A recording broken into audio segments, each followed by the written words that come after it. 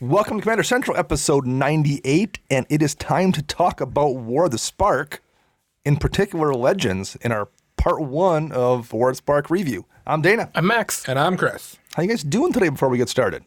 Freaking awesome. It's warm out. It's sunny. I opened my windows. I did too. Yeah. Why are we doing this on this day when we could have been doing it like yesterday when it's crappy I know, out? right, exactly.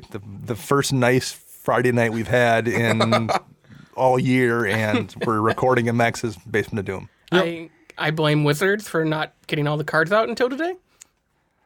My wife is off of work today, and I was working from home. I came home at like lunchtime, and she's like, let's just go take a nap. And I'm like, I'm working. I'm supposed to be working. And I'm like, all right, fine. I'm like, I'll just set my alerts on high volume. So we went upstairs and just opened the windows and just took a nap for like an hour and a half with the windows open, the sun coming in. And Nice. Very nice. yeah, felt all right. So now tomorrow I will clean up my now nice and dry garage. I'm going to work on that and grill some burgers. And it's supposed to be nice all weekend. Yeah. So I'm looking forward to that. Me too. Games we played this week. Max played a couple, right? You know what game we didn't play this week? I know a game we didn't play this week. I'm glad you brought it up. So which game didn't we play this week, Our gentlemen? Super Friend Challenge. Because somebody didn't bring their deck to the shop. It wasn't me. Was it you, Chris? Did you No, bring? it wasn't me. That means it was me. And I will say this, it wasn't like I didn't even forget. I can't even use that for an excuse. I was putting decks in my backpack, and I actually went, there's no way Max got his sleeved up. Someone certainly didn't finish, so I'm like, I'm fine, I don't need it tonight. And I didn't intentionally put it in the bag. Deliberately. He's scared of us. Yeah, That's what he that is. is what it is. But you guys played some 1v1 games. Oh, my deck is terrible 1v1. Chris has played okay. Chris has played great. Mine plays awesome. Now, Max has played pretty well. Max actually played it in a multiplayer game. Yep. And it fired off. Really well, yeah. And you should have won that game, and 99 out of 100 games you would have. You ulted multiple Planeswalkers, but they were all ones that had ults that just didn't quite win the game. Yep. Like Kiora that makes the 8/8 Kraken every turn, and I had Well, you were playing Glissa. I had Glissa and I had an Engineered Explosives out just to wipe tokens Yeah, out. so I was just in a bad position. I had no way to exile a graveyard. Yeah, it just, but like a bunch of, like every other Planeswalker in that deck, if you ult it, you're just probably going to win. I alted Mono Blue Teferi. I alted Oshkosh B'gosh Jace with a Parallel Lives out, so I was making 2 Jaces a turn. Yeah, it was gross, but I had the right cards in that deck so I could get ahead of him. Yep. So, but yeah, it played really well multiplayer. Yep. So I would for sure bring Didgeridoo this week. We'll play that game out. Good, because I want to make tweaks to this deck really Me fast. too. You found you too. guys are finding you're liking the deck so Oh, far. yeah. All right, good deal. Yeah, because there's going to be a few tweaks you can make since there's Just a few. 97 new Planeswalkers that we are not going to talk about on the show. No. But I do have a correction. I mentioned the Blood Moon game last week where the Rakdos player popped off. And he did point out to me at the shop this week, he listened to the show, and he's like, well, she didn't really have those swamps out. She got them next turn from a Burnished Heart she played, and then immediately cracked and got them. I'm like, all right, well. So, Difference. I will man up and correct my mistake there. She still took off from that point on, but that was my bad. I don't, in my personal opinion, and people can harass me or hound me, I am a red player. I do not believe that Blood Moon is a good enough card in Commander, unless you are playing a mono red deck. If you're playing, in his case, he was playing mono red. It was the other player that was playing Rakdos. I think Blood Moon is good. I think you have to play it much more carefully than you do in another format where you're like, you're just going to play it. You don't care what's going on. It's good in 1v1. As long as you're not playing another mono red deck, you're just going to jam it because it's almost always going to be useful. Yes. And in Commander, I think you have to watch the board state much more carefully because turning off one person's deck is different than turning off everyone's deck if you might need those other players to do something to keep somebody in check. Yeah. And in particularly in red, they can't deal with enchantments. There's no take back season at that point. Like once that Blood Moon's down and you don't want it in play, somebody else has to deal with it. Exactly. Yeah. So I think it does require a little bit more planning than it does in other formats. But like I said, in the defense of this case, that's true. He did not. It was, in fact, a Burnished Heart that altered things very quickly. So that is my mistake on that game. Other than that, I don't think we had anything too crazy that happened at the shop, although I played late. I was there till like 11:30 or 12 playing games. You left a little bit early, Max. I left around like 9:30, 10, yeah. And Chris was doing some 1v1 testing after Yep. you played your Planeswalker games. Yeah, that was fun. That last game went down to the wire. I stayed and watched you because I wasn't going to stay and watch the last game Chris was playing, but I'm like, I'll watch the last 2 minutes of this game because the other guy's at 4 and Chris is at 2, and I'm like, certainly this is going to wrap up soon. And it went like 25 minutes at that point. And the life totals kept swapping, going from 2 and 4 to 4 and 2 to 2 and 4 to 4 and 2. It was great. That's awesome. And it was like simply just like you guys were trying to top deck and answer, and it was back and forth and back and forth. It was fun to watch. But I'm like, I was planning on leaving 20 minutes ago, and it just did not happen. Those are the games that I enjoy. Yeah. So if you want to get a hold of us and talk to us about any cool games you played or correct any errors I made playing against you about Burnish Heart, how would you do that, Max? How would you do that, Chris? I was going to say, all three I of was us are going here. to let Max do it. And I was going to be like, hey, you can find us on patreon.com. Just to shake things up. Okay, you can find us on the interwebs by searching us on Facebook, Commander Central. You can search us on YouTube, Commander Central. Online at commandercentral.com. And our favorite resource that we use a lot is the Twitter birds. And that is at Commander Central, CMDR Central. We stay pretty busy on Twitter. Max is keeping Facebook fires burning as well. Trying, yeah. We also can be found at flipsidegaming.com. Yeah, head over to flipsidegaming.com and use promo code CMDR in all caps. You'll get 10% off all orders, $10 or more. And they did just release all their War of the Spark singles earlier this week. Nice. So you can pre-order. You can pre-order They singles. won't be available till next week, I'm guessing. But Yeah, they'll ship them the day it launches. But they also do bundles, boxes. I think they're still pre-ordering Modern Horizons. Nice. And any other game TCGs you may play, like Pokemon or Yu-Gi-Oh or whatnot. Excellent. Well, speaking of bundles, I think we're giving a couple away this month. We're giving a handful of them away this month. Yeah. So for our Twitter giveaway, our Facebook giveaway, and our Patreon giveaway, we're going to select one winner from each of those platforms to win a War of the Spark bundle, which we are getting at a great deal from our sponsors over at flipsidegaming.com. All right. Well, if you want to find us and support the show in addition to that, you can do that on Patreon. Yeah, head over to patreon.com/CMDR Central. Check out our reward tiers.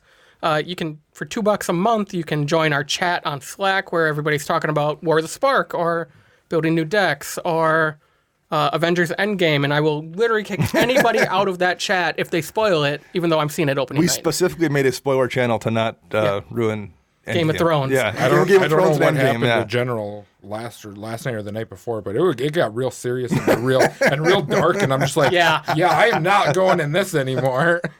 No, it's a great place to hang out. A lot of really smart people in there. Yeah. Talking Commander, talking Magic, talking Arena. It's just a fun place to hang out during the day when you have some free time or something. For sure. Once a month, like I do. Like Chris is stealthily in there. He doesn't know what everybody's usually. He actually reads more than he lets on. Yeah, I actually read a lot of it. I just don't ever post anything. And, we'll probably cover this in a couple weeks at episode 100. Yes. But we just want to say right now, thank you to everybody who supports us on Patreon. For sure. Not just that, but all of our listeners who listen to us, download us, YouTube comments, anything. All that visibility helps us get further out into the interwebs for more people to hear us give our tier 2 advice. Yeah, exactly. And it helps buy me pants for video. As has been pointed out by more than one Patreon. We're gonna make that a hashtag soon for all of our shows. Hashtag buy Max pants. Get Max some pants. We figured out what we're going to do for show 100, but we'll maybe spoil that as it gets a little bit closer. Maybe we'll spoil that on Thursday's show. There we go. It's a good idea. And we dangle the line and yank it away. Yeah, right. I don't get pants. No we're going to give away Max's pants on the 100th episode. Non-washed. So I think we have a couple new Patreon supporters to mention here. We do. So we want to say thank you to Dean Von Allman, Ian M., Alex Cook, David, Jay Burke, and Matthias Mogensen. Those are all pretty easy to pronounce names for you. No one was trying to screw you up this time. I'm really curious now. The only one name. Yep. Is there actually last names and you're just avoiding them because they're that hard? In Patreon, it said David. Oh, nice. All right. So I will openly admit if I cannot pronounce the name. I will just about say I'm not trying this. Well, thank you, everybody. Yes, thank you. yeah, we really appreciate it. It means a lot to people support us and are willing to help keep the lights on here in the Dungeon of Doom. Yep. Okay. Should we talk a little bit of War of the Spark here, gentlemen? Trash set. This card is trash. That's what we knew Chris There's going responds to be to all a of few these. of them, I'm going to say. So we're basically going to discuss all the legends here. All 16 of them. There's 16 of them, which is a lot in a set that has 32 planeswalkers. Like, it's not like they skimped on the legends because of so many planeswalkers. There's a ton of commanders in the set. Yeah. So I think the last set that had this many would be what, Dominaria? yeah. And then what, Dragon's Maze had 2 in every guild? I think so. Was it Dragon? Yeah. Yeah. So, I mean, this set, like, honestly, if you removed, there's a lot of good cards in general, too. But if you remove, even if you remove the planeswalkers, this is still maybe the strongest set in or one of the strongest sets since I've been back playing Magic, since Return to Ravnica-ish. I mean, Dominaria is great. Kaladesh is strong. But, like, there's a ridiculous amount of strong commander cards in the set, even ignoring the planeswalkers. Yep. Yeah. Rest in peace, Gideon. Yeah. R.I.P., baby. Speaking of, well, we can touch on that, I guess. We're getting a Gideon signature spellbook coming out. More like Gideon's, like, in memorandum. I saw something from Gavin today saying his concept for the spellbook, Gavin Verhey, who designed it, was like as Gideon's dying, the moments that are flashing before his eyes. So that's what the concept was for the most part. Really cool concept. The one card I am most excited about is that new Rest in Peace art. Rest in Peace love art it looks so really much. good. The black blade looks awesome. Yes. The flavor text on that Rest in Peace, I'll keep watch, is just like, oh, the Yeah, tears. it's super cool. So I'm getting 4 of them. I would love to see them do the spellbook is great. I wish they'd do 2 a year. Oh, yeah. Like waiting a year in between them, and that's a good reprint venue too. There's a Rest in Peace in there, which needed it. Pat's Exile always Pat's needs Exile could always use one. So I wish they would do more of those, not less. It's a great product. Probably buy another one and it'll sit on my shelf with Jason's spellbook and collect dust. I opened my Jason spellbook. I didn't keep it. I Really? opened it and I did got the foil brainstorm. Did you? I'm like, all right, that worked fine. it. I got the foil mystical tutor. Oh, there you go. There you right. go. No, I didn't want to open mine. I wanted to leave it sealed. Just I because kind of think wish I this would have bought a is- second one for that. This is pretty cool concept. So I think if I want to collect them all as they come out and Make have a bookcase. Yep, like each of their spell Nice. books and stuff like That's that. a good idea. So let's look at these legends and talk about them. And we're going to do these alphabetically. Well, not really alphabetically, kind of by color, I guess, is what it's going to be. Alphabetically in the color, I guess, is how it's going to break down. So the first one on our list we want to talk about is God Eternal Aketra. Max, you want to tell us what Aketra does? Yeah, Oketra is 3 generic and 2 white for a legendary creature, Zombie God. That's a new That is new. that's a new creature type. She has double strike. And then whenever you cast a creature spell, create a 4/4 black zombie warrior creature token with vigilance. And then all of the God Eternals have this line of text that says, when God Eternal Aketra dies or is put into exile from the battlefield, you may put it into its owner's library, 3rd from the top. So we're getting 4 of the 5 monocolor decks that were in Amonkhet, with the exception of Hazoret, who didn't die. She's still there. She is still there. She's just Hazoret's missing an a arm. boss. Hazoret's a boss. Hazoret is a boss. And I think all 4 of these are better than their previous version. That it makes me wish that Hazoret would have died because I would have loved to see what could See have how made it souped up better. Hazoret was? Yeah. Yeah, I would think all of these are At better least in than. Commander, essentially Hazoret, or Aketra here has a better Aketra's Monument. Yes. And the fact that they don't need any claws to make them attacker block, right there makes them Yes. better. There's no devotion. There's no, Oketra, you'd have 3 or more creatures alongside her to do something. And I mean, and she has a beefy body. A 3/6 with double strike is solid. Swinging for 6 damage for 5 mana to cast her, that's not bad. No. Because she's a 3/6, she fits kind of nicely into that Doran deck or that Arcades deck where she's going to hit for 12. Ugh. In addition to making you those tokens. Yeah, I think she's much better than the previous Aketra for sure. What do you think of her as a commander in a deck? I think she's not bad. I don't know if I want to build it, but like I can see the deck. The previous Aketra, I don't know what you'd build for that deck. In this one, I'm for sure I'm like, oh, you just build some kind of a token deck. You'd cast small creatures for the most part, maybe ways to bounce them back to your hand, make zombies off them, run some True Conviction kind of effects, or Dictate to Heliod to make them even bigger. Like I can see a deck out of this if you want to play some kind of mono white weenies thing. Yes. For sure. And like we already mentioned, I mentioned running her in Arcades or in Doran. She's got a slot in those decks as part of them. Easily. I mean, that's an understatement. 3/6. Yeah. Ugh. And she's going to be a boss in, at least in Limited. Oh yeah, this is going to be one of your bombs. Someone drops this and you're just like, well, I'm just screwed. Yeah. At least they can die easier. Yes. You don't need a path or anything like that to get rid of them. So what do you think of that if it's died or exile, put it in your library third from the top? I think as your commander, I listened to the Legendary Creature podcast today. They did their first part of their war review. And they talked about it. And I think they called it a delayed death, I think is what they were calling this ability, I think.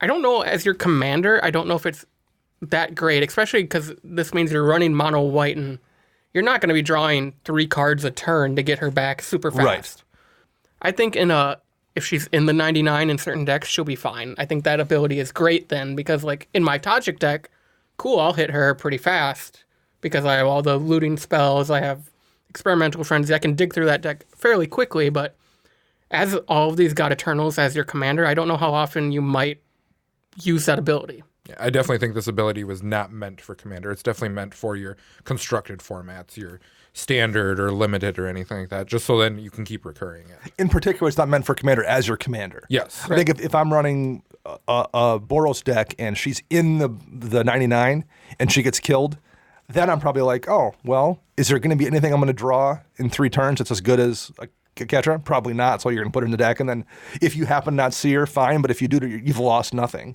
So I think if she's in the 99, you're much more likely to take advantage of it. And I think it's not amazing, but it's better than nothing. Yeah. That ability definitely fits the name of God Eternal. Yeah. Because literally it just will not ever die. She'll There's no slowly way come of back. getting rid of it. Yep. And exile, too. Like, it stops exile as well. Yeah. What I do find funny, though, is, like, if she's in your hand and she gets, like, thought seized, that ability doesn't trigger. Yep. Right, yes. How often does that happen in Commander, though? It depends on who you play with, but I'm still going to say probably not that often. In Commander, not that Challenge frequently, right. accepted. If it's 1v1, probably all the time, Chris. That's true, yeah. That's different. What I do find funny is I can guarantee you I'm going to make this mistake with the 2 of these gods I'll be running in the future. I'm going to crack a fetch or something, knowing that it's 3 from the top and shuffle it away. Yeah, well, that'll happen for sure. It's going to be the new Council's Judgment meme for Max. So do you have a deck you're going to put it in? Are you eyeballing anything I for think it? Ketra for sure will go in Tajik, just because I like that Boros beginner deck. Like it's a fun deck to play against beginners because it's Boros. What am I? Right. I can't keep up. You win via creature damage anyway, so you might want to make a few more creatures when you're doing that. Yep. It makes sense there. I don't have a slot for her anywhere, but I like the card. How about you, Chris? Nope. Okay. I love the card, but I don't have anywhere she's going to go. I do think all the art on these God Eternals are super sweet. Yeah, for sure. All right, what's next on our list here? I'm not sure how to pronounce this one. I'm just going to go and wing it. All right. So we're going to call this person Tomek. I believe that's Works for correct. me. Yeah. Okay. Distinguished Advocist. So this is a legendary creature, human advisor. That's interesting. For double white, advisor. What else are advisors? Persistent petitioners are advisors. Yes, And indeed. Grand Arbiter Augustine IV. Yes, indeed. So it is a 2/3 with flying. And now its rules text says lands on the battlefield and land cards in graveyards can't be the targets of spell or abilities your opponents control. Your opponents can't play land cards from graveyards. See ya, Crucible. So as a commander, Trash. Yeah. I don't know why you would run that as a commander. I was on my walk home from work today. I was actually thinking, I'm like, what can I say about Tomek to like find this weird corner case where you run it as your commander? I mean, maybe if you play in a meta with the same 3 dudes every single week, and one of them, and they're all playing land recursion decks. They're all playing Windgrace. Right, yeah, they're right. Yeah, you're playing in a meta with 3 players all who have Windgrace decks. Then I guess maybe, but beyond that, I just don't know why you'd make it your commander. Even if you're trying to be a super hipster, I think it would just be annoying to have as your commander that just did that. I can't think of a place to put this card anywhere. Unless you're just like straight up, going for a meta play of some sort.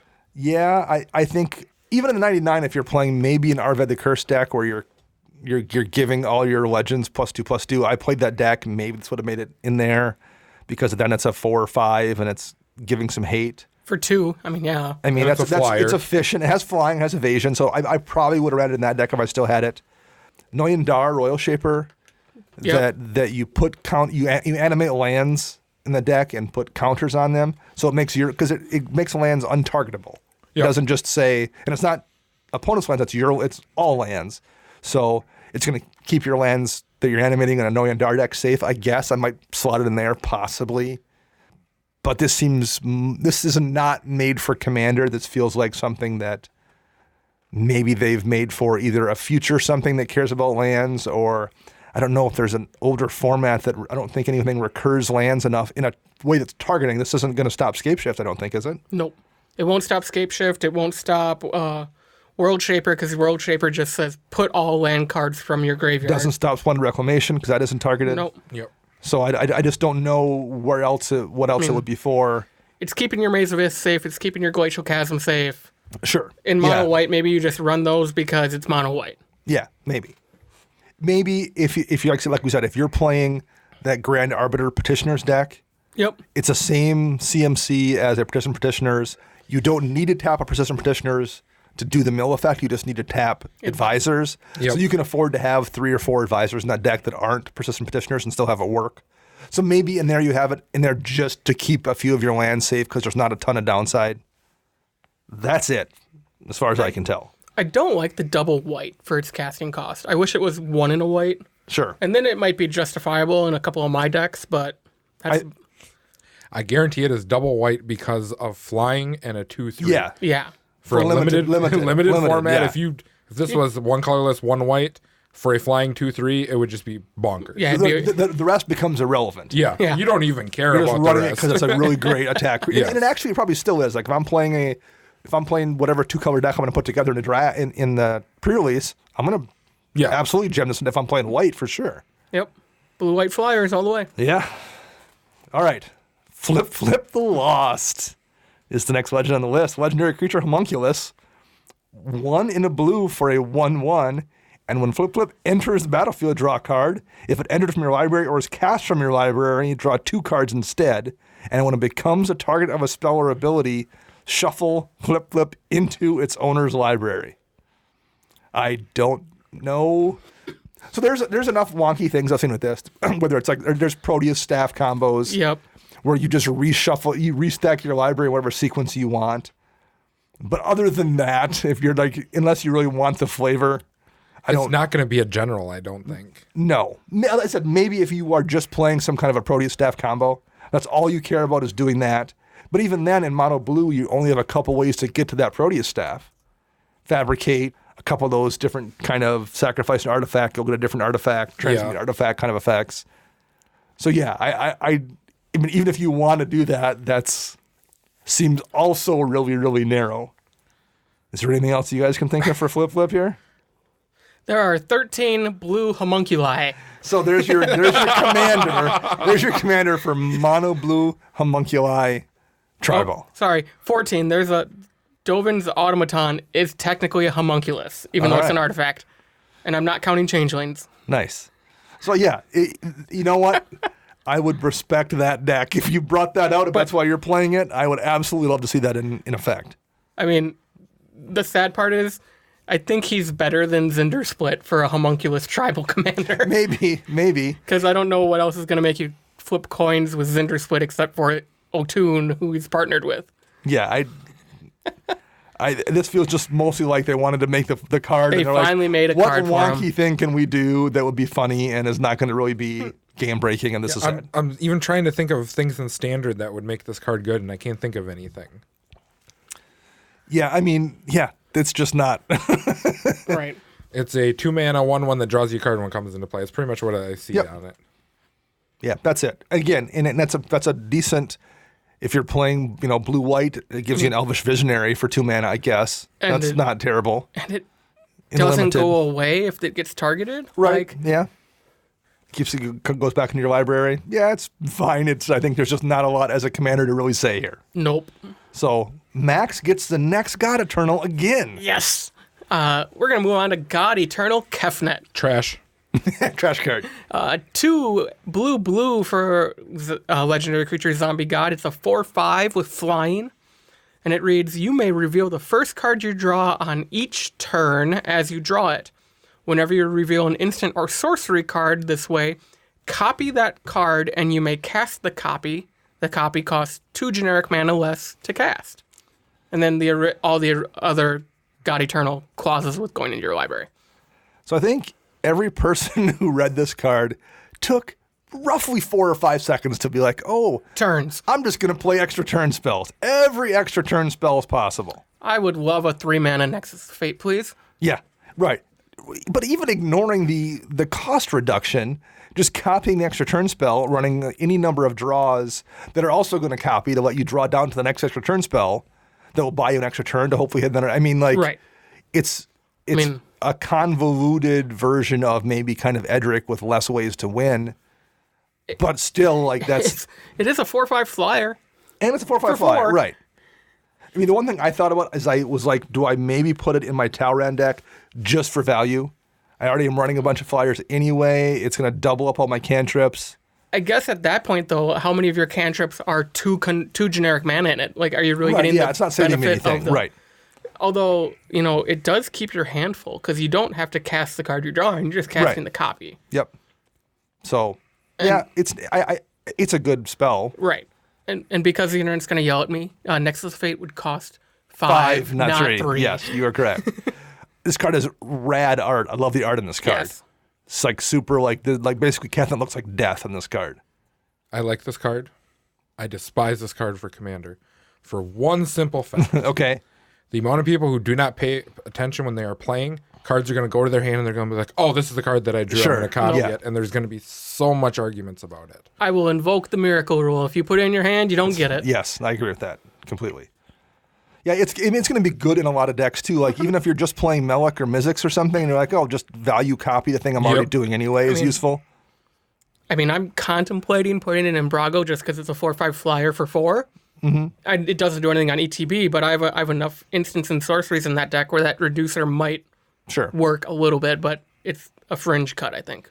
And there's probably some weird stuff out there where someone's like, oh, this lets me double up on my arcane spells, so I want to run it for whatever, weird reason I want to do that thing. That's awesome. Right. And That is awesome. yeah, I never thought about that. There's probably a couple of those we're not thinking of right now that are corner cases that somebody out there has a deck that it's perfect for. And the key here is that you actually cast that copy, so things like Swarm Intelligence and the Flip Land from It's a Ixalan, cast trigger. It triggers those. You can copy those casts. Or even like if you're running like an Izzet deck, Pyromancer's Goggles will copy the copy. Right, so like you aren't forced to cast that spell. You just get to cast a copy and keep the card in hand. So it's semi-card advantage. And it's not just on your turn. It's the first card you draw each turn as you draw it. So if you have additional ways to draw cards, like, if it's like Brainstorm or whatever, at instant speed, you can then you can get that loop going. Yep. I mean, I would love to pay 2 less for an Overloaded Rift. Yeah. But it also feels like a kind of deck that's probably going to be a headache too. Yeah, it's going to be a Dirtle Fest. Yeah. It's a really solid card though. This makes me feel like it's the new Baral, essentially. Like Yeah, a little bit. It 99 has that counters kind of vibe to it. In Kefnet. I don't think I would do a counters. I honestly think if you want to make this deck as powerful as possible to actually win and not be a Dirtle Fest, it would be taking turns combo. Yep. Turns in efficient draw spells to help you get to those extra turns. Yeah. And some top deck manipulation a little bit to make sure that you the one you draw is that extra turn spell. Because the ability to play like your those 2 artifacts that combo together, I can't even think of them now. One, when you have 50 life, you shoot somebody for Aether Flux Reservoir. and then the one that untaps all your permanents. Paradox Engine. Yep. When you combo those 2 together with this, so you're copying spells, float all your mana on tap, and then you're able to cast the original spell. And Ooh. yeah. And I think it's just a good combo enabler in general. And things that are already good in blue, whether it's Top or Scroll Rack or what's the Ixalan enchantment that flips? All of them? Search for its Canta. Like stuff that's already good in blue is just that much better when you're trying to do those things. So Well, thank you for the suggestion, Chris. You guys handle the rest of the show. I'm going to build this deck now with all the Paradox Engines. Well, we have a God Eternal coming up here again. And this one, Chris, God Eternal Bantu. We have, yes, indeed. So God Eternal Bantu is 5 mana overall, 3 generic and 2 black. For, guess it, a zombie god again. What? Bantu is a 5/6 though with menace. His ability, I do believe it's a him. Correct me later if I'm wrong on Twitter. That's fine. I think no, it's a her. It's a her. Are they all female? They're gods? all the opposite of the Theros monocolor gods. Okay. So if you remember what the Theros ones are, the opposite. So Erebos is a male, so that would mean Okay. Okay, Bantu's just female. Yep. Okay. Heliod's male, Yep, so sorry. Ketra's female. Yeah. Okay, so for her, the ability is when God Eternal Bantu enters the battlefield, sacrifice any number of other permanents, then draw that many cards. And of course, Bantu has the clause of when it dies or put in exile, you put it third from the top in your library. So that's basically Reprocess, which is an old card from Urza's Gears. It's Urza's Saga, I think, Yep. right? Mm-hmm. Which is a sorcery for 4 mana, 2 and 2 black. Sacrifice any number of artifacts, creatures, or lands. Not exactly, but draw a card for each one, sacrifice this way. So it's a god with an ETB that then leaves you with a big beater menace creature on the field to deal with afterwards. Yes. This one's interesting because it feels a little bit narrower, but I'm curious. Stacks? Is this what you're building? Some kind of stacks deck? You're with building- this? Kind of what it seems like. Because on your commander from the command zone, a lot of times you can see something like Yahenni in the stacks where you have a sack outlet there on Yahenni. But in this case, you're getting extra value for your sack outlet. It's just not always available. It's only there when you recast it. I want to play Mardu and play like Obliterate and all those things and just jam them out, float all my mana, sack all my lands, blow up everyone else's lands. Yeah, I mean, if you're win. doing that, if that's what you're doing, this is a really good card in that deck. because you're just going to net advantage, and Yeah. we don't push mass land destruction. But for me, if something like that happened with this card, You're just going to win. yeah, you went so far ahead, you're going to guarantee you're Yeah. going to nail a land drop. Plus, you have all that extra mana floating to do other stuff, and I mean, it just seems good that way. Now, if this is your commander and you've got a Bitter Blossom and the new Zombie Bitter Blossom that we'll talk about in our next show, and a bunch of token makers, you drop this, you're going to draw, sack a bunch of those tokens with a Grave Pact out, draw 14 cards, Clear the Yep. board. clear the board. I mean, I see the deck that's going to get built. Mm-hmm. Is this something that's going to go in Ragnar Krav by chance? No. Because you have enough draw and stuff already in there, Yes. and you want to sack out what that you can activate. I want a sack to Krav to win. Okay. And you want to do it on the specific other player's turn, so you get card draw too, and Yep. you can repeat that effect as well. And ideally, I have Regna out, so I just keep making tokens every Okay. turn because I gain life with Krav. It makes tokens off of Regna. I gain life with Krav, make tokens. It just keeps feeding Krav. How about in Alessia, Chris, where you make a bunch of tokens and you can bring Nope. back the things you sacrificed? It's not quite enough. No, Okay. Too much mana. it's not that it's too much mana. There's just better ones like And you can't recur the it, Scorpion unfortunately. God is just a better card in general for the same mana cost. For what you're going to do? Yep. Sure. Okay. Who's a 6/5 with the clause where it goes back to your hand, but you can just start killing off creatures with -1 counters. Sure. Well, speaking of killing off creatures, Massacre Girl, 3 and 2 black, same as God Eternal Bantu. She's a legendary creature, human assassin, with menace, also like Bantu. When Massacre Girl enters the battlefield, each other creature gets -1/-1 until end of turn. And whenever a creature dies this way, each creature other than Massacre Girl gets -1/-1 until end of turn. It's whenever a creature dies this turn, not this way. This turn. Yep. But it's on ETB, not cast. So you can, if you're running the Conjurer's Closet kind of effects, or you have ways to blink her, you could just repeat that in addition to just casting her. All my mind went to was sack outlet with Dictate of Erebos, and then the math involved of going, okay, so if I sack Yeah. this guy, everyone's already -1/-1. Now everything else is going to get -1/-1. And you guys all have to sack something, so that leaves those with -2/-2 on them. And that's But what it is. that would Sack actually another resolve one. before the sack resolves. and Yeah.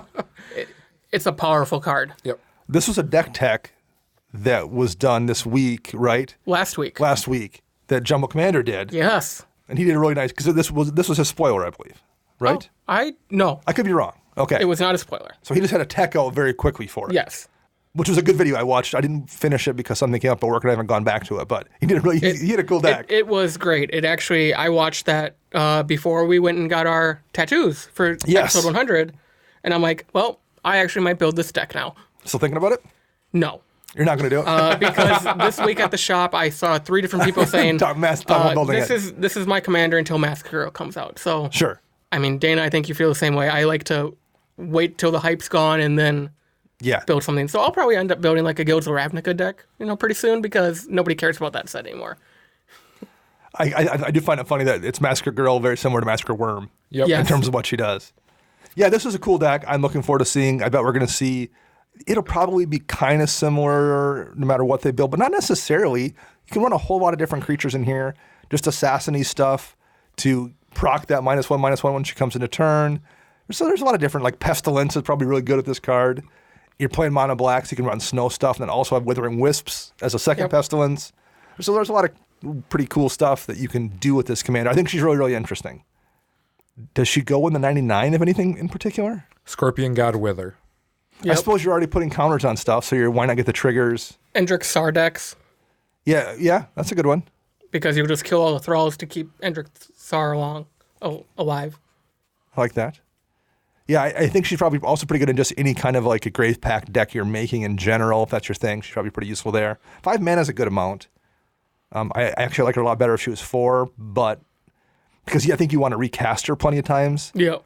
Gonti at 4 feels like he's pretty easy to do 3 or 4 times a game. This feels a little bit trickier when you're going from 5 to 7 to 9. The issue with this card, though, is the fact that people are going to see it coming. Right, it's in your command zone. They're immediately like, Right. okay, I don't want to put too many. I don't want to put any weenies out right now. They're going to get burnt once, maybe twice, where they're going to overextend, or they're going to miss the fact that you have the perfect board state ready for it. Yep.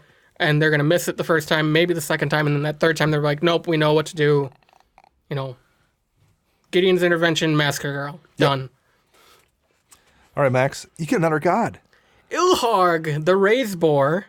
It's 3 red for a legendary creature, Boar God. So that's a Brand first. new. That's a first we've had.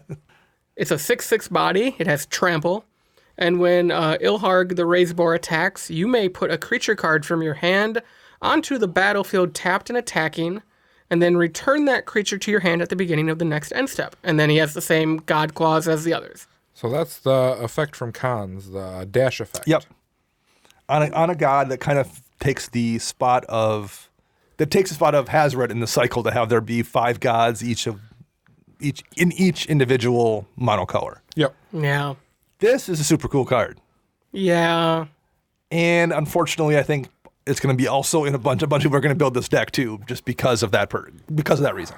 I don't like this card. I think Atali's stronger because I think Atali's the same mana cost for 6/6, isn't it? Atali's 6 one mana. more. So 1 more, but I think Atali's ability is just better. I think the advantage this has is I've never seen a situation with an Atali deck where everyone's like, oh, you're just not going to be able to play Magic because I'm not going to let you do it because I'll lose the game if you play Magic. I think with this, you can play Magic. I think if I see the Boar God come out, I'm like, okay, you're going to do some stuff, but like I can survive you doing that stuff.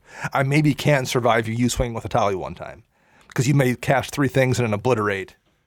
And then the game's over. Whereas this, I'm like, oh, you're going to cast some Value Town stuff, but I can survive it and deal with it as it happens. So I think that's the advantage, such as it is. You can let the person play Magic with this card. True. And I think also, with Atali, yeah. Yep. Atali, you're trying to run probably broken things that you can cheat out. I think here you just want to run value stuff because you're going to cheap value stuff because you're going to bounce it back to your hand and then reuse it again. Yep. So Should have been Gruul. it'd be.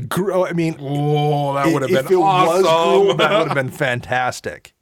Because there's so much good value stuff in green, good cheap value stuff. I just wanted to jam whatchamacallit, that stupid 5, 6, whatever he is that goes, oh, your creatures get +X, and Oh, Xenagod. no, the The new one. Craterhoof Behemoth. Oh, Yeah, that yeah. too. Yeah, there's a lot of good stuff. You can just recast Craters every single turn. And there's just more boars in green. Like, there's only like 6 or 10 boars in mono so red. you can't even do a good board You can't tribal do boar deck. tribal. That's too bad. If it was Gruul, you would get a ton of boars. That never occurred to me, but sure, that's a good point. You'd get 35 boars if it was Gruul. Well, they had to do it red for the cycle, but I agree. Excuses. It would be cool. They could have just not had a red god. Yeah, well. People get mad when their cycles aren't. People get mad when cycles don't get finished. Yeah, That's our something- talismans. That's something Merrill's mentioned before. People get mad at incomplete cycles. So. Robble. Give us our talismans. All right, Chris, what's the second red legend here? Oh, yeah, this guy. So we got Krenko, Tin Street Kingpin. Krenko is a 1/2 legendary creature goblin for 2 colorless and 1 red. Krenko's ability reads, whenever Krenko Tin Street Kingpin attacks, put a +1/+1 counter on it. Then create a number of 1/1 goblins equal to Krenko's power. So he's probably not as buffed as the original Krenko. No, I think they look at the original Krenko and they're like, how can we make him kind of like that, but not as bad? Kind of like that and still really, really good. Yeah. Just not insanely good like the original Krenko. I don't know why you would run this over Krenko. I definitely think this will be in a Krenko But I deck, think if though. you're playing Crankle, this is in the deck, absolutely. Just to not draw the hate? Maybe. That's right. The kind of similar to Ilarg, you're going to run it because it's going to not put a bullseye on you, maybe? And it is power, not the amount of +1/+1 counters on him. So you could... You can don't have cheat- to do the counter route. Correct. You could just pump him with like a Titan strength or something like Yep. that and make him a 4/2 and make 4 goblins. Yeah. Plus that your was- coat of arms, plus all that fun stuff. So, well, I was going to say, probably great in like a Zada deck, but Zada decks are probably also running Krenko, so you just jam this in your Zada deck as well. So basically, any place you have Krenko 1.0 probably gets Krenko 2.0. Yeah, and worst case scenario, if he just attacks general and you have nothing else going on, he pumps out 2 goblins and he's a 2/3. That's attacking. Yep. And they're there to block next turn. Yep. Yeah. I have a question, and maybe our listeners can help me answer this. Is Kingpin above Mob Boss? Like, in the hierarchy? Or is this a demotion? I think it's a promotion because I think there's multiple mobs. So if you're Yeah. mob boss, whereas the Kingpin might be in charge of all of the individual mobs. So let's I go just into think the of Marvel. Spider-Man. I Yeah, was I gonna just say, think let's of go into the Spider-Man. Marvel universe here. And Well, I think the mob individually, the mob guys all paid money into Kingpin. Okay. Yep. So I think he. So I think. Okay. I So think this is a Kingpin is promotion. ahead of mob boss. Okay. Well, there, I'm settled. This set's not Can that move bad on. anymore. All right. All the problems are solved. Okay. We have one more mono red legend here. Neheb Dreadhorde Champion. 2 red, 4 mana for our third Neheb in 2 years? 14, 15 months, something like that. I guess it's closing in on 2 years. Legendary creature, zombie, minotaur, shaman, boar, warrior, wrestler. He's got he's got trample, and whenever Neheb Dreadhorde Champion deals combat damage to a player or a planeswalker, you may discard any number of cards, and if you do, draw that many cards and add that much red mana to your mana pool. Till the end of turn, you don't lose this mana as steps and phases end. So kind of similar to the previous Neheb, at least the previous mono red Neheb, where you get mana for dealing damage. In this case, you get it for dealing with planeswalkers as well, but you get to kind of wheel, I guess not wheel, you get to, that's not looting, that's rummaging away some cards by pitching some lands and drawing cards. I pretty much, That's really good. Dump your hand. if I was playing this as my general, I'd just be like, look at my hand and be like, trash, buy 6 cards, draw 6 cards. As your general, you 5/4 trample for 4 mana is pretty solid. Makes it easy to get through some amount of damage. There's going to be one person at the table probably most of the time that you can squeak through that trample damage. Yep. To get some mana to use for the next turn, you can pitch any number of cards. So, I mean, just discard maybe everything to get that much more mana no matter what. Maybe. And you probably have built your deck around that then at that point with ways to, recur things, do whatever.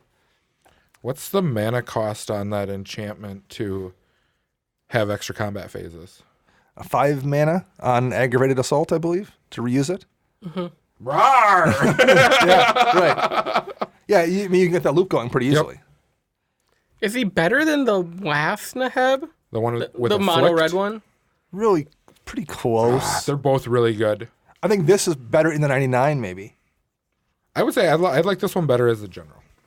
I do too. Just because he's always there as a card draw outlet type of deal. One of the so how about this is the good one to ask. I know you can't recur it in Alesha, but in Alesha, part of the problem with putting stuff in the graveyard is usually you're just putting it in the graveyard. You don't always get like this one. You always replace the things you're putting in the graveyard. You're like never down cards for doing it. There is a 4 mana card that's much better in this set. Yes, For Alesha. there is. that we'll cover on Thursday.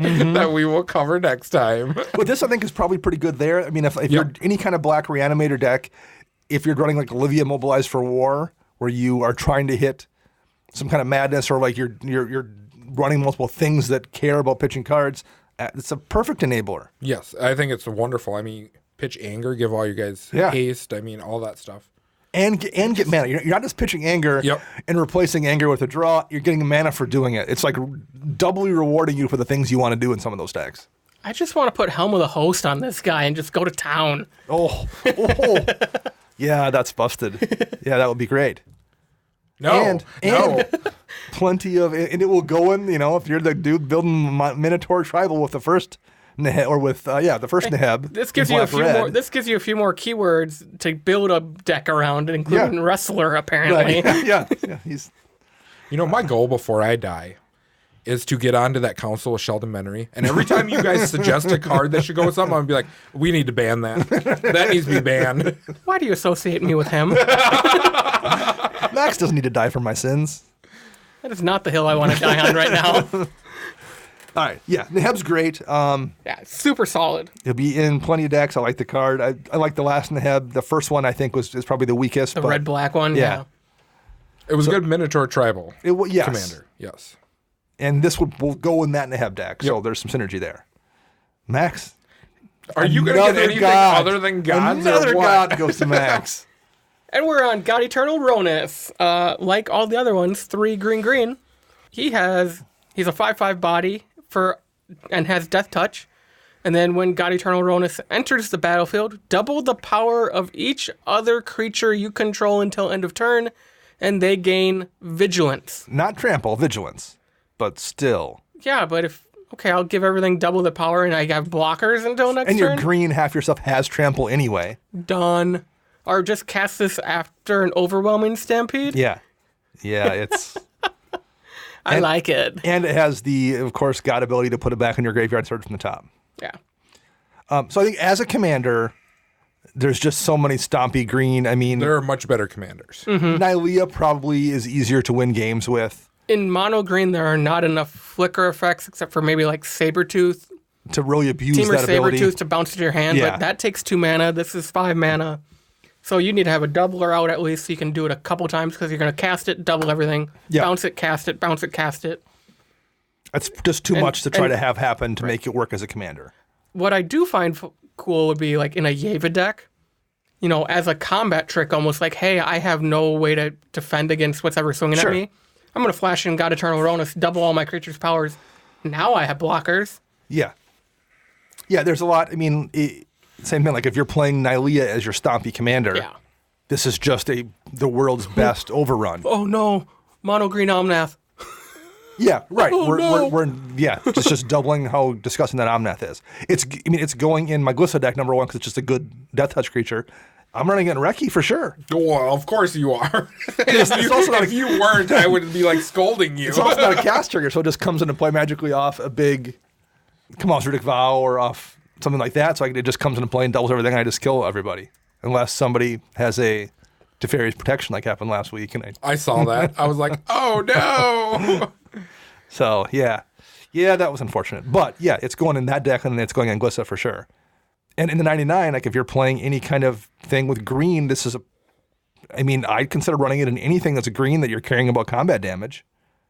Wait, And that's pretty much all that green cares about. I was going to say there's green decks that don't care about combat Well, damage. Mina and Den. At least my current... Mono green. Mono green, yeah. Mina and Den kind of does. I do enough swings through in that deck. You could just like mono green ramp into Whirlwind and kill everybody. That's why I'm gonna build the deck like that. Actually, in Mina and Den this week, I had to win with Sylvan Awakening and turn on my lands into Did you? and that's what I had to swing through to get the win. Still combat damage. It is combat damage. But like if I was right now, my current version of Crest I'm playing is using +1 counters, so I wouldn't run this guy. This would be great in my Crest, well, because I'm just trying to restrict myself to just +1 counter stuff. But I'm not sure I'm going to stick with that theme. If I don't, this is absolutely going in that deck, Right? that fling deck. So yeah, I think this has a home in a ton of different decks. I just don't think it's a very good commander on its own. So speaking of ones that maybe aren't great commanders on their own, Chris, what's next? Ma woo woo woo woo woo woo. Loyal Companion. Good boy. Who's a good boy? So 3 colorless and a green for a 3/3 legendary creature hound. And I do believe this is Zhang, or however you pronounce the Planeswalkers. The International Series Planeswalker, Yes. yes. His dog that you see in the Yes. art behind him. That he makes. Oh, he makes them. He makes the token. In his original Yeah, okay. Planeswalker, he makes Mo. So I can use this as my token, huh? Too bad it wasn't partner with his Planeswalker card. That would have been so cool. awesome. Sharpies are fine. You just do that. Honestly, if someone's like, "Hey, guy, I'm running these as my this is my partner's mono green partner deck," I would you're not going to do anything broken with it. Like, I would you're be not- like, good flavor, good flavor. I would be suspicious, like, you figured out how to break this. if it was me, maybe you'd be like, "Not let me do it." But So Mowu has Trample and Vigilance. As I said, it's a 3/3. And it has the ability of if one or more +1/+1 counters will be put on Mowu, Put that many +1 of those +1/+1 counters on it instead. So it has its own hardened scales effect. Yep. If you really wanted to build mono green Voltron using +1 counters, I guess it's probably something you could do. If you really like dogs, you just want to do a fun dog kind of tribal deck, I guess you would do that. So there's a ton of hounds in mono green, but there's a couple. This dog has abs, just so everyone This knows. dog's ripped. Yes, I've never seen a dog with abs before, but okay. The next card we're going to read, Matt Morgan on the EDH Redcast is talking about doing a deck and just having all dogs and wolves in the deck using the next one. That would be pretty that cool. we'll read next. So I've run Mawu on that one for sure. Yeah, buff, swole, Mawu.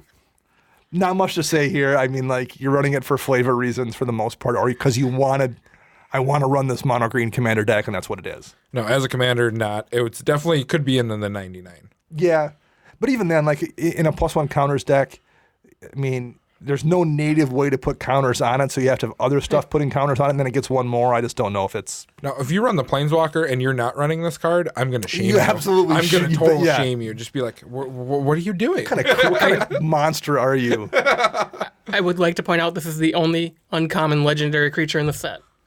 Oh, yes, it is. I didn't even notice that. Good catch. So there'll be lots of them.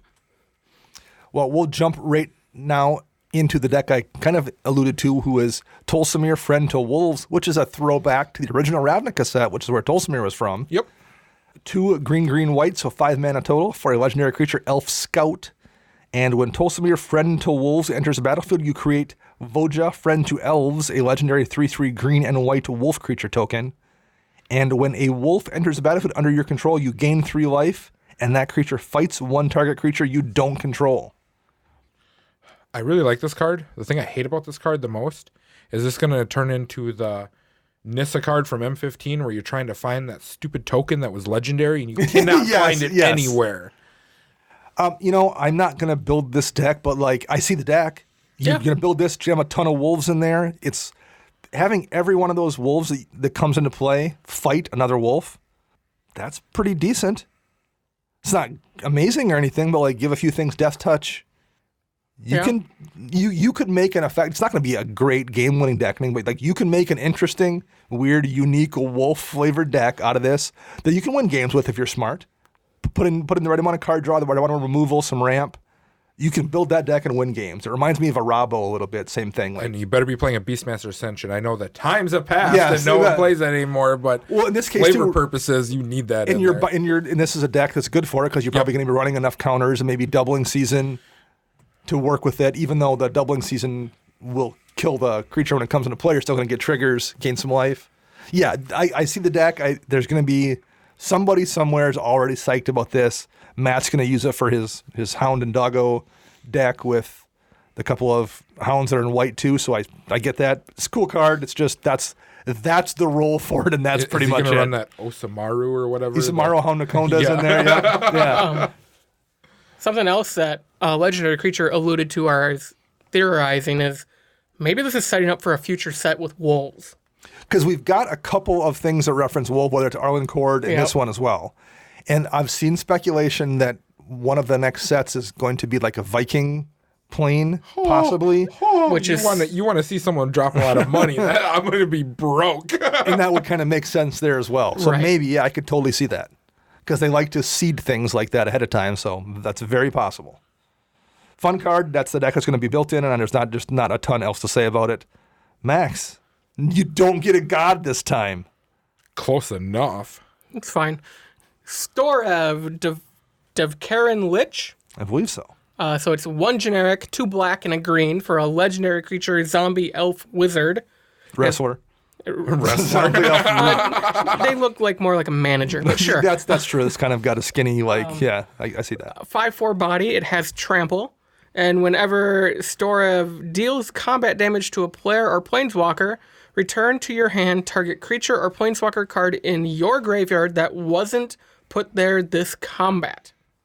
So right there, the combat is what intrigues me. Yes. Not turn, but combat. Yep.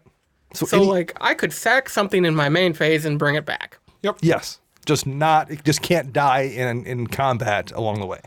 Interesting. 5/4 for 4 mana is not nothing, particularly with With trample, trample. that's a Trample's bomb. gonna help it poke through that damage.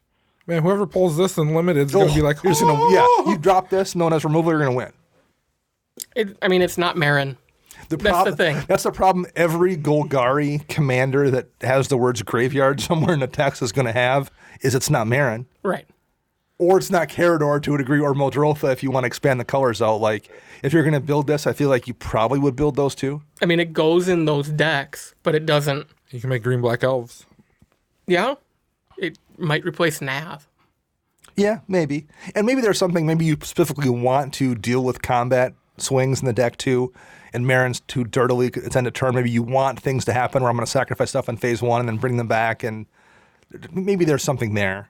But it feels like they've really narrowed their focus on Golgari down to this bringing creatures back, and there's only so many unique ways you can do that. The fact that it brings back Planeswalkers is cool. Yeah. Yes, that's true. The big thing is because this is a Planeswalker set, and that's Right. the biggest reason it says that. And maybe if you're playing your Super Friends deck, if you happen to have one that's in Sultai Colors Max, is this worth it then to have in there as a way to bring back Planeswalkers? No. It's just not worth the hassle of, because it doesn't have haste. You don't have any haste enablers in that deck anyway. No. You have to drop it, wait a turn, swing through, and bring and half. Yeah, it's probably Now, if too we many get to moves. change our rules of our decks, maybe. I, Instead of just 3 creatures in the deck. There Wait, are- 3? there are It's more- not 4, it's 3? it's only 3, Chris. Okay. But even if you expand, okay, so like in Even if 2 I weeks, expand, there are better things that interact with the Planeswalkers I will be playing in my turn versus trying to bring them back. Sure. That's why I chose Tasigur, is the fact that I have Tasigur to try to bring them back with what's in my graveyard. That's a good point. Yeah, it's a cool card, but I think it's not necessarily going to. There's probably commander decks where, like, maybe if you're playing Marin, you want this as a backup in there, or Yeah. Carador or something. I mean, I could easily see you swap, like, hey, my Marin deck has been getting a lot of hate lately. This is already Yeah. in it. Just flip them for a Yeah. couple weeks and see what happens. Yeah, that's not a bad idea. Chris Pass. gets the good. Chris Pass. We just don't talk about this one, I right? see, this is a good card, but this card's been talked about so Yeah. much, it's unreal. We've got nothing unique to add to No. discussion of Feather. We might as well read her and we'll quick touch on it. But So it's Feather the Redeemed, 1 red, double white for an angel. Flying, 3/4. Whenever you cast an instant or sorcery spell that targets a creature you control, exile that card instead of putting it into your graveyard as it resolves. If you do, return it to your hand at the beginning of the next end step. So that's not just an interesting Boros commander, although it is super interesting, pretty aggressively costed. That's really, really good in colors that need all of those things. Yes. I think the deck you see may be the same deck for the most part. People, casting those things like that. There's Accelerate. those 1 mana spells that draw you a card as a cantrip effect, and the next turn you cast. I mean, it's Yeah. going to give you a ton of draw in those colors, a ton of turning combat tricks into useful spells. It's going to play kind of like a hyped up version of Zada.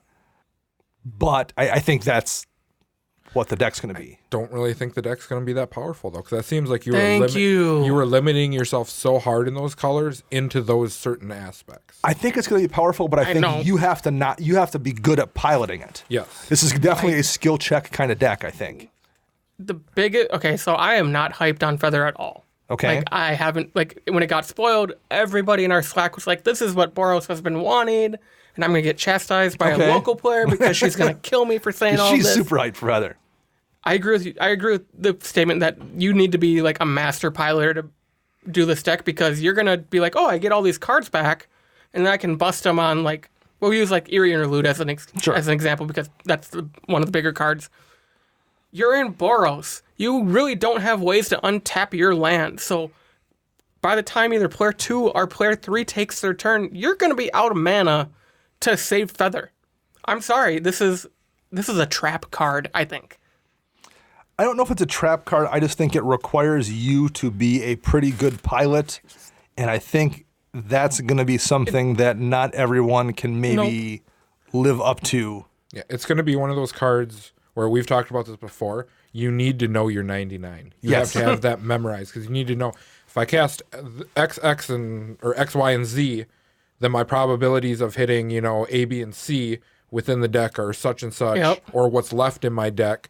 So if you do start running low on stuff, because you can't just run all things that target creatures. Right. You got to run creatures. You got to run removal. Yeah. lands, all that stuff. So Well, I think what you're going to see a lot of novice deck builders do is they're going to do a Scryfall search for instants in red and white that have the terms draw a card in them. Yep. And they're going to jam 14 of those cards in this deck, Defiant Strike being the one that's in this set. It's a white 1 mana, target creature gets +1/+0 until end of turn, draw a card.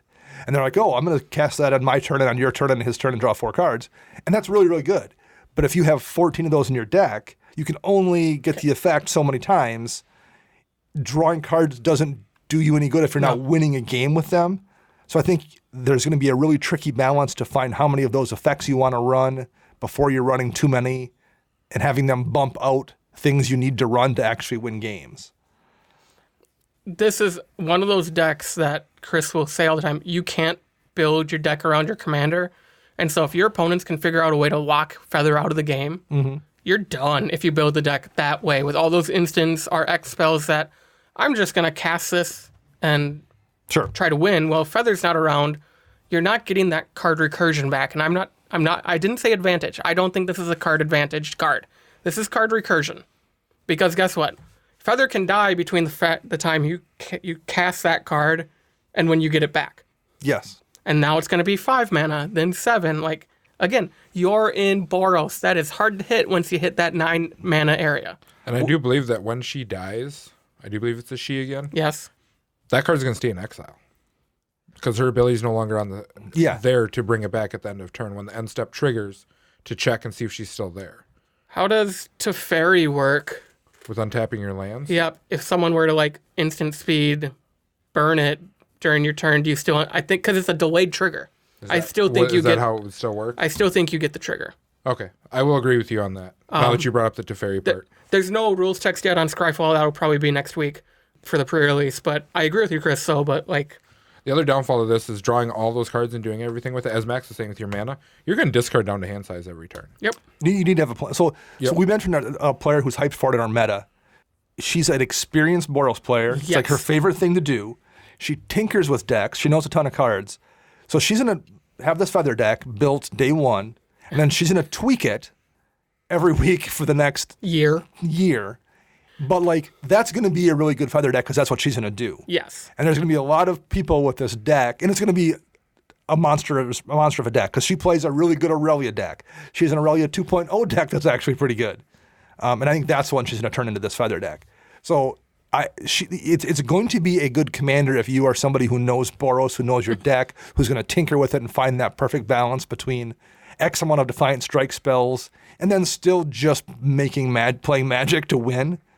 But I think you're going to have a lot of people that build this and are like, I'm going to rock it with Feather, and they can't figure out why they're not able to put away games. Gotcha. Yeah. I mean, it is something cool for Boros. I'll agree with that, but I think it is super overhyped. Okay, interesting. I have the next one. Simic. Boo. Rolesque Apex Hybrid. 2 green, blue for a legendary creature, human mutant. Flying and trample on a 4/5, so some flample action going on. When Rolesque Apex Hybrid enters the battlefield, put 2 +1 counters on another target creature you control, and when Rolesque dies, proliferate, then proliferate again. That's interesting. So, my original thoughts when I saw this card were great. It's a dies trigger. And it's your commander. That's exactly what on your commander. But then I have gotten my butt kicked by plenty of Alenda decks, so I know this stuff can work. Yes. See, but Alenda has cards that can cheat that system, where when this creature dies, return it to your hand, or... When this creature dies, return it to the battlefield at the end of the turn. Yeah. Where green-blue does not have those abilities. There's a couple things that kind of... But yes, not nearly as effective as it is if you're playing black-white. I think, again, and this is something, but like we have been making this comment since the first 2 Ravnica sets. A lot of the generals in those sets felt the same way. They are creatures that go in the 99 versus being commanders themselves. There's a few exceptions, Teysa Karlov, for example, but like this feels like it's probably something you're running in a deck versus atop a deck. I mean, it goes in every Pure and Toothy deck. Yeah. It goes in any Super Friends deck that can run it, double proliferate on a death trigger. Like, even if you don't have a ton of sack outlets, it's just going to be a creature that maybe someone's like, I don't want to kill that because he's going to put 2 counters in every Planeswalker. So yeah, I think anything it does as a commander, you probably have better options, Pure and Toothy, Varel, whatever. And the death trigger is weird or tough to abuse in these colors, but I think double Perforate is probably worth running in any Super Friends deck that can run it. Is this going to be something you're going to do in Tasigur? Tasigur on the road? I don't know yet. Because you can recycle it then and use the death triggers again in Tasigur. Yeah, maybe not in like V2, but maybe later down the road. Okay. There are some other cards in this set I'd rather run before this. And a 4/5 flyer to protect your Planeswalkers is not terrible either. Worst case, it just pumps Tasigur. Right, yeah, exactly. Yeah, it's interesting. I don't know. It's not screaming at me to build a deck around it, but there's some versatility there. One more to go, Max. Also, not a god, but it's close. Pretty dang close. I swear, every single one of them. Niv Mizzet Reborn.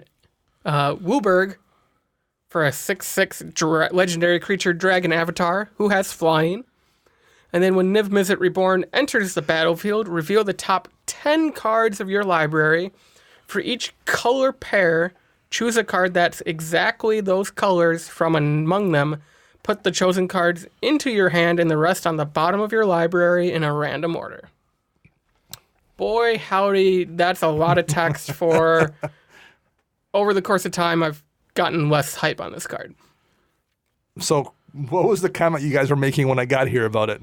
It goes in Ramos. This goes in Ramos hard. Ramos, yeah. Put 5 counters on Ramos and probably get a couple charms and something else out of your and Ramos then deck. remove them all from Ramos and do it again. Yeah. It's really good there. I think maybe if you're playing like Ur-Dragon or something, Yes, that would be pretty good too. because why not? You have the mana available anyway. You're going to get a dragon or two or something out of that deck that's fairly useful. As your commander, The issue is you're going to pack that deck full of just 2 color cards where, I mean, if you have access to Wooburg, you maybe want to run some 3 color cards. and some monocolor cards. Or some Definitely monocolor want cards. monocolored cards. So, like, your ratio of 2 color cards to everything else, plus your land base, that's a really hard thing to mathematically balance. Yeah, but you don't. I'll say this: you don't need to necessarily hit 6 things or something No. to get good value out of a 5 mana 6/6 with flying. But the other Niv Mizzet, the most newest Niv Mizzet is 6. disgusting for He 6 is very mana. disgusting. And you can get him off of this? Yes. Yeah, because he's only 2 colors. Yep. I think this is like, well, right now I'm running Child of Alara for my Super Friends deck, Yeah. and it's boring. I don't want to switch over to Tazri or something. So I'm just going to try this for something different and get a little bit of value off my commander. I mean, Panharmonicon gets you 20 cards. Yeah, yeah, and it's a pretty nice blocker to people that are running Joda or something. Like Joda, you're playing when you're a point in the game where you can start doing abusive stuff with it. This thing, you don't care. You're like, I'm just going to play whenever it's convenient. Yeah.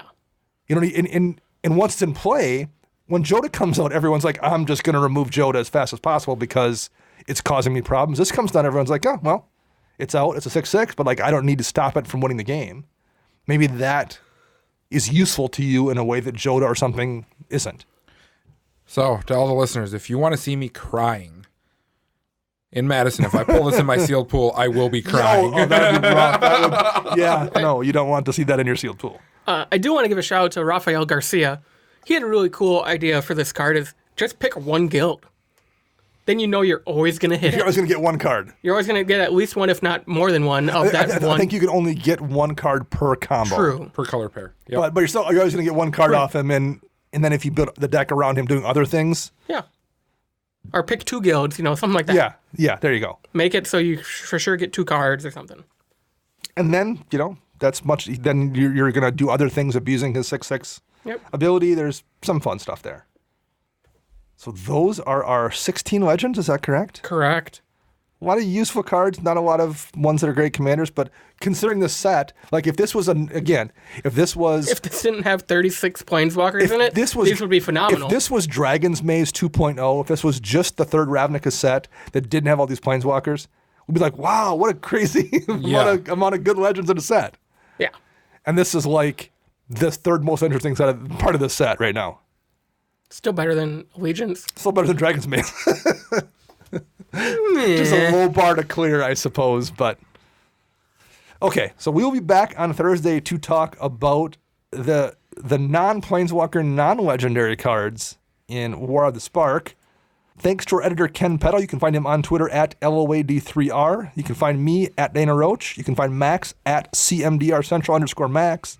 You can find Chris at WiseSquishy1. We will be back on Thursday. Until then, I am Dana. I'm Max. And I'm Chris.